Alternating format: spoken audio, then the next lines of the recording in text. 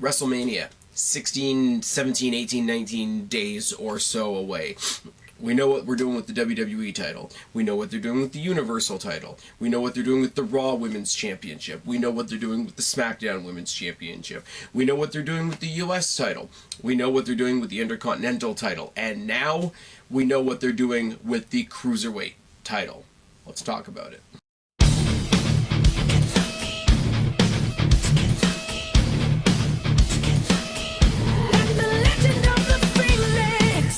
What's going on, everybody? It's your buddy, it's your pal Spaz Phoenix, the YWC Reality Check, here with your 205 Live review for March 20th, 2018. But before we get to all that, as you guys know by now, we have to do the dirty laundry, the house cleaning, as it were. Destiny icons. I'm going to keep talking about this until I'm blue in the face. If you're in the Toronto area, specifically Mississauga, but if you live in the GTA whatsoever, come check out Destiny Wrestling Presents Icons, April 29th in Mississauga. Deonna Purrazzo finally has an opponent in Nicole Savoy. Mustache Mountain, Tyler Bate, and Trent Seven are taking on Sami Callihan, and Destiny Wrestling's own Josh Alexander, who's really fucking awesome if you haven't seen him. Pete Dunne, the WWE UK champion and Destiny World Champion, is defending against the villain Marty Scurll. And there's more to come. There's also a match featuring Stone Rockwell, who most of you probably aren't familiar with, but you should be. Come on out. It's good shit, and the tickets are not that expensive. But want to go a little bit more mainstream? Come hang out with me this Friday at Ricoh Coliseum in Toronto. I'm going to be there for the WWE Road to WrestleMania tour. It's going to be good shit. If you see me, come up and say hello, as some of you have in the past. I mean, when I went to NXT Mississauga, when I went to NXT Toronto at the old Maple Leaf Gardens, when I've been at these Destiny shows, I have met a few of you. Not a whole lot, but a few of you, and it's a really cool thing. If you are new to the channel, please check out the playlists you're going to see somewhere in the annotation up there above. We've got reviews for NXT, we've got reviews for 205 Live, we've got my off-the-cuff topical series, as well as the Q&A. If you want to participate in the Q&A, go throw your questions up there. The next one's going to be coming out WrestleMania weekend, and thank you for all of that. I know we've got questions rolling in. It's going to be a good time. 205 Live tonight starts with a recap of Cedric Alexander defeating Roderick Strong, which is great and wonderful, and I really wish this match at WrestleMania could be a triple threat match, but at the very least, we are getting a lot of triple threat matches this year at WrestleMania. It seems to be the theme. We've got an IC triple threat match, we've got a US triple threat match, we're getting at least one tag team triple threat match, but then again, the other tag team championship match is being battled by one guy, because Monday Night Raw makes sense. I want to share something with you, and I know I don't talk about Raw and SmackDown on here very often. I pointed this out on Twitter. I'm going to say this to you right now, and I'm not saying this is a bad thing by any stretch of the imagination, but check out SmackDown for a second. I know we've been crapping on SmackDown for a while, and yes, I could do a whole video on the fact that Daniel Bryan came tonight, but that's not related to 205 Live, is it? But look at SmackDown. Look at the Royal Rumble. Both of the winners of the Royal Rumble were Japanese, which is fine and wonderful and good for them and good for Shinsuke and good for Asuka. Everybody always said, you know, Vince McMahon wouldn't give them a shot in hell because of the language barrier, which is bullshit. And if it was true, it would have been bullshit. But they're both Japanese. They both chose to face the representative SmackDown champions, and so in that they've created two face versus face championship matches. So the way that Shinsuke Nakamura and Asuka's storylines go, they virtually mirror each other. Other than the fact that AJ Styles and Shinsuke Nakamura know each other very well, and I don't believe Asuka and Charlotte have fought ever, although I could be wrong. I just thought it was funny, the parallel between the two. We're talking about trends. That's a trend. The triple threat matches is a trend. The women's battle royal, which I'm pretty sure should be won by somebody from NXT at this point. We're going to get two battle royals at this year's WrestleMania. I know I haven't said a whole bunch about WrestleMania, but that's a little interesting. But that has nothing to do with 205 Live tonight, does it? I've got a light flashing at the top of my camera that tells me that the battery is about to die or something else is going to happen. So unfortunately, there's going to be a jump cut right about here. And we're back. I don't know what that was about. My battery's fully charged and my memory card is in and it's all good and there's nothing interfering with anything, so the light was just a light that was there to fuck me up. First match of the night was Lince Dorado versus HIDEO ITAMI. Now this transpires from last week where the Lucha House Party took on the team of HIDEO ITAMI and Akira Tozawa, where Gran Metalik got injured, Lince Dorado took exception, got in HIDEO ITAMI's face, and we have a match. It's all good. I will say, there's going to be way too many matches at WrestleMania this year. Way too many. It's you know, WrestleMania is going to be 5 days long at this point. I will say, and I will designate it to the kickoff show because we don't necessarily have the Cruiserweight Tag Team Championships yet. But I would not mind these guys, these two teams, going at each other on the WrestleMania pre-show, if it means that we get the finals of the Cruiserweight Championship tournament on the main roster. Don't give them the Austin Aries Neville treatment from last year. We know how that went. Anyways, Lince Dorado's out there with the entire Lucha House Party. HIDEO ITAMI's obviously out there with Akira Tozawa. Collar and elbow tie up to start, and Dorado traps him in the corner from the beginning. Corner uppercuts and a side headlock by Itami. Rolling shoulder tackles by Itami, who's tossed out by Dorado. Headlock takeover by Dorado and corner spears by Itami. Head scissor dropkick suicide dive combination by Dorado. Chops by Dorado and a springboard head scissor. Side headlock by Dorado and a kitchen sink by Itami. It's very cool the way they play off these guys and the difference between their styles. HIDEO ITAMI staying even more grounded than usual. Didn't even use the Tornado Hangman maneuver that I love so much because they wanted to really emphasize, you know, Lince Dorado being the high-flying luchador, HIDEO ITAMI being the ground-based guy, the I guess you could say the worker, the less flashy of the two, you know, the striker, etc. They played it off really, really well, but stiff kitchen sink to Lince Dorado. And if somebody asked me a while ago what a kitchen sink is, and kitchen sink is basically a stiff knee shot to the gut. I don't know where I got that from, other than that's what they refer to it as in video games, so that's what I'll refer to it here. And we got Dorado on the apron, and HIDEO ITAMI, I can speak, I swear, takes a running start and boots him off the apron, follows him to the outside, and then shoulder tackles him into the LED apron, which, you know, it rattles, it makes a nice, satisfying sound effect to add to the match.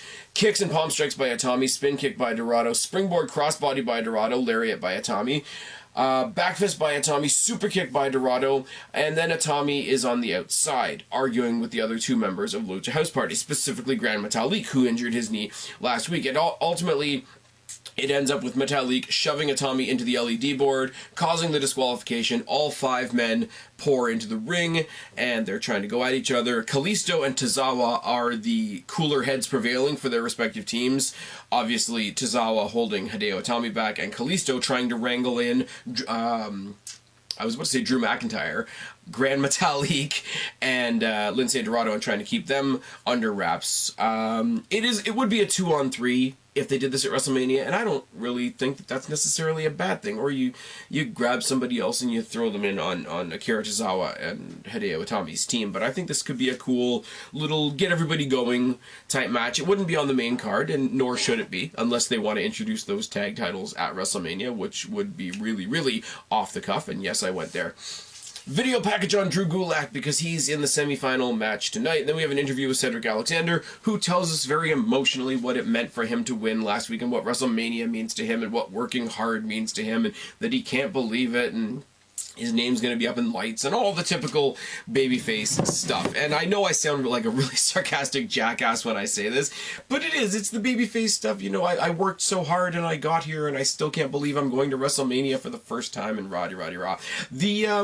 The commentators, and it was a really interesting bit in the first match there, I forgot to mention this, they made a really good point of pointing out that the only two people that have been in this match, or sorry, that are in this match or involved in this match that have been at WrestleMania are Kalisto and HIDEO ITAMI. HIDEO ITAMI debuting in the Andre the Giant Memorial Battle Royal. Yay. And Kalisto, who fought Ryback in front of nobody because there were ticket issues. Hooray.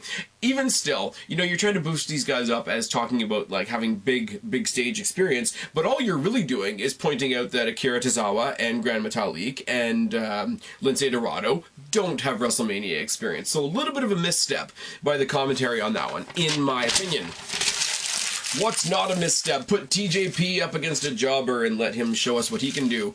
The jobber, I think, got in like one avalanche cannonball in the whole match. The rest of it is all TJP. Front suplex, side headlock, trip, headlock, shoulder tackle, elbow to the face, which was nice, forearm, uppercut, belly to back suplex, and then we get this, the psychology kicking in, you know, the more vicious side of TJP.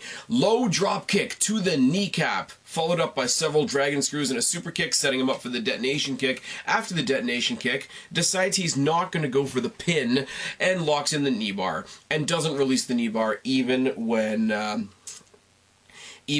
he gets the obvious win, because the dude that he was facing was apparently in one of the preliminary rounds of the Cruiserweight Classic. I don't remember him, and he kind of dressed, his ring gear makes him look like a tall banana. Oh, yes. I did say on Twitter, I was talking about different jackass, sarcastic, cocky characters that I think are really great. I said, you could make a jackass version of the Four Horsemen with The Miz, TJP, Tyler Breeze, and Dolph Ziggler. So let me know what you think of that down in the box below. Who would be in your jackass Four Horsemen? It's an interesting point of conversation that's going to go nowhere. Video package on Mustafa Ali. You guys know I've been saying this a while, since the Cruiserweight Classic, since 205 Live started. They do the great video packages and whatever, but they do get repetitive after a little while. We get an interview in the back with Drake Maverick, who's very, very frustrated with how the first match went, and praising Tozawa and Kalisto for, you know, being the cooler heads that prevailed, and believing that that should be rewarded. So, and then he makes a slight reference to the fact that after we establish our Cruiserweight champion, he's going to need #1 contenders. But then he never goes on to say that the match he sets up for next week is a #1 contenders match. So I don't want to assume, because, you know, assuming makes an ass out of you and me, more so you than me, because it's my channel and I'm not an asshole. But the match we're getting is Tozawa, Kalisto, TJP, and Buddy Murphy, for reasons. Because they know how much I love taking notes on Cruiserweight matches, and my writing's going to suck, and that's just how next week is going to go. GULAK versus Mustafa Ali for the final spot for the big WrestleMania spot, the spot against Cedric Alexander. Was there any doubt, really, who was going to win this match? I mean, let's be real for a second, but let's go through the motions as we do. Collar and elbow tie-up, and GULAK works the arm. He works the arm early, but Ali reverses it into an armbar of his own. Slammed by GULAK, but Ali rolls right through. It is kind of cool to see Ali typically being the smaller guy in these matches, where you got these big, powerful guys, and Ali, agile as he is able to run right through them. It's really, really good. Side headlock by GULAK, dueling shoulder tackles by both men. GULAK rides a headlock, and there's a drop kick by Ali. Back elbow by GULAK, a lariat, and an electric chair drop. An electric chair drop with a particular amount of snap to it, I will say. Mudhole stomp by GULAK, who picks up Ali by the jaw. Yeah, holding onto his jaw with the friggin' thumb in his mouth, just picking him up by the jaw. Almost, if you can imagine, those of you who remember the Mankind days, imagine sort of an inverted mandible claw, but then picking him up by the mandible claw. It was uncomfortable looking, to say the very least. Rolling clotheslines by Ali, pendulum kick and an X-Factor, punch to the midsection and a mudhole stomp by Ali, snake eyes by GULAK, dragon sleeper, and a lariat. Koji clutch by Ali. But here we go. Here we go. GULAK escapes to the outside, and Ali hits a top rope 450 press on GULAK on the outside from the top rope, which is great, followed up by some ground and pound and a little bit of brawling on the outside. Once they're back in the ring, GULAK is down. Ali tries to go for a top rope something, gets tripped up, gets knocked out of the ring, smashes his face on the apron on the way down, which any good commentator will remind you 100 times in one match is the hardest part of the ring. Ali then eats the guardrail on the outside, but then gets up and makes GULAK eat the commentator table, follows it up with a suicide dive over the commentator table, and GULAK backdrops him off the table and tosses him into the timekeeper's area after throwing him face first into the post. There is a long, dramatic 2 count. Ali makes it in at 9, hits the DDT, hits the 054, and Ali wins, going on to WrestleMania to face Cedric Alexander in what may be one of the best matches of the night, if they don't put it on the pre-show. if they don't put it on the pre-show. Fucking good match. I love that they're doing this. This is the last piece of the puzzle for the match at WrestleMania. They're planting the seeds for that tag team division that we're going to get after WrestleMania. We got a jobber match for TJP. It's all good.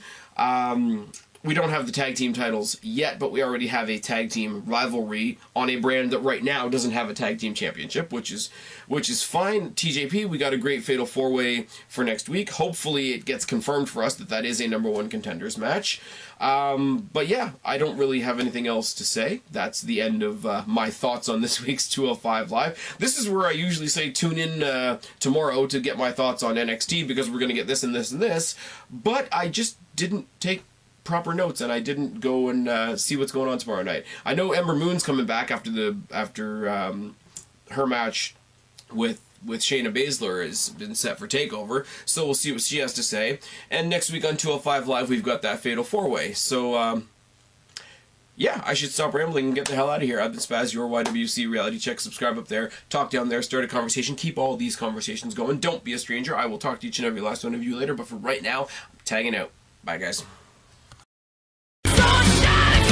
Like me, don't apologize. They can't hold you down. You were born to rise. It's our time now to come out. If you're a freak like me.